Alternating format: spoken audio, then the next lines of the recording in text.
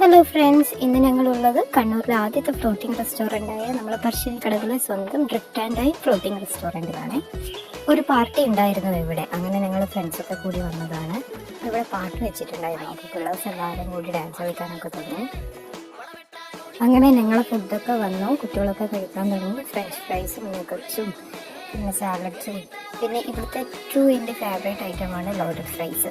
ഞാൻ ഒരുപാട് സ്ഥലത്തുനിന്ന് ലോഡഡ് ഫ്രൈസ് കഴിച്ചിട്ടുണ്ടെങ്കിലും ഇവിടുത്തെ ലോഡഡ് ഫ്രൈസിന് എന്തോ ഒരു പ്രത്യേകത ഉള്ളതായിട്ട് എനിക്ക് തോന്നിയിട്ടുണ്ട്. പിന്നെ ഞങ്ങൾ ട്രൈ ചെയ്തിട്ടുണ്ടായിരുന്നത് മന്തിയാണ്. അതിൻ്റെ റൈസിൻ്റെ ഫ്ലേവറും നല്ല ടേസ്റ്റ് ഉണ്ടായിരുന്നു കേട്ടോ.